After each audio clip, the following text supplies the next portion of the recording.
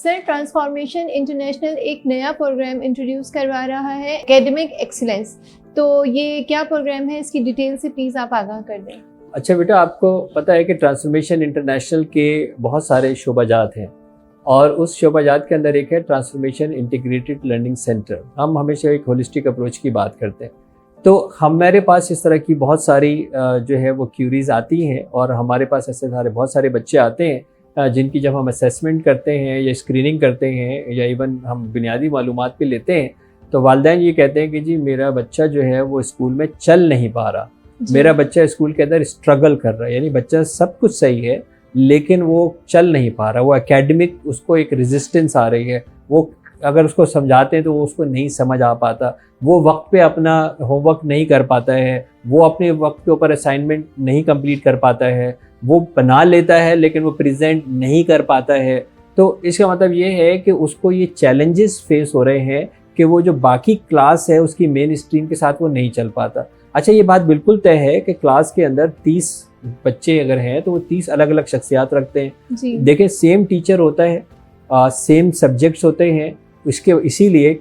First second third भी आते हैं और लास्ट बॉटम में भी आते हैं और मिडिल में भी आते हैं। किसी सब्जेक्ट के अंदर कुछ बच्चे अच्छे होते हैं, दूसरे सब्जेक्ट के अंदर वो बच्चे स्ट्रगल कर रहे होते हैं। तो इसका मतलब ये कि लर्निंग तो उनकी सही है ना, तभी तो एक सब्जेक्ट में इतना अच्छा आया है जी। इसका मतलब लर्निंग तो सही है। यानी कोई ना कोई ऐसे चैलेंजेस उन बच्चों को होते हैं कि जो उस क्लासरूम सेटअप के अंदर वो बच्चा कोप अप नहीं कर पा रहा होता। तो उस कोप अप को आइडेंटिफाई करना और उसको उस मेन स्ट्रीम के लिए रेडी करना कि जब ये स्कूल के अंदर जाए तो फिर ये भी मेन स्ट्रीम के साथ चल रहा हो, जैसे पूरी क्लास एवरेज चल रही है ये भी चल रहा हो। तो ये हमारे ऊपर काफ़ी टाइम से इस तरह था कि सर आप हर शोबे के अंदर आप काम कर रहे हैं, आप इस वाले बच्चों के ऊपर क्यों नहीं काम कर रहे अभी तक, कि आप एक ऐसा जो है वो एकेडमिक एक्सीलेंस प्रोग्राम लेके आएँ कि जहाँ पे बच्चे आफ्टर स्कूल आपके पास जो है वो आएँ 2 घंटे के लिए और वो जिस सब्जेक्ट में जो भी उनके शोबा जाते हैं उसके अंदर अगर उनको चैलेंज हो रहा है तो वो एक मेन स्ट्रीम के अंदर अपने उस चैलेंज को जो है वो ओवरकम कर सकें। तो एकेडमिक एक्सीलेंस के नाम से ट्रांसफॉर्मेशन इंटीग्रेटेड लर्निंग सेंटर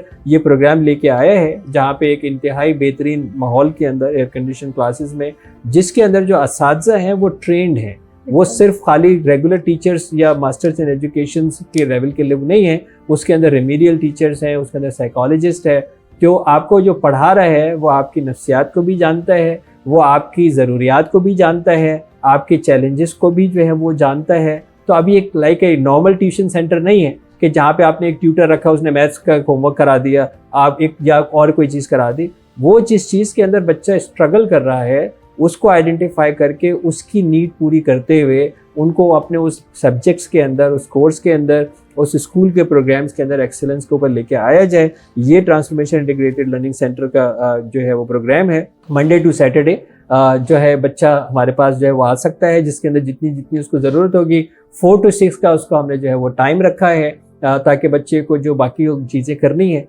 वो अपनी चीज़ों से होके थोड़ा सा रेस्ट करके जो है वो यहाँ पर आए और उसके अंदर हम उन बच्चों को जो है वो उस एक्सीलेंस लेवल के ऊपर जिसके अंदर उसको स्कूल के अंदर होना चाहिए, उसके लिए हम उसको बच्चे को जो है वो प्रिपेयर करेंगे। बिल्कुल सर, और इसी तरह के इंस्टीट्यूट्स की हमारी सोसाइटी में बहुत ज़रूरत थी। हम आपके शुक्रगुजार हैं। Thank you so very much.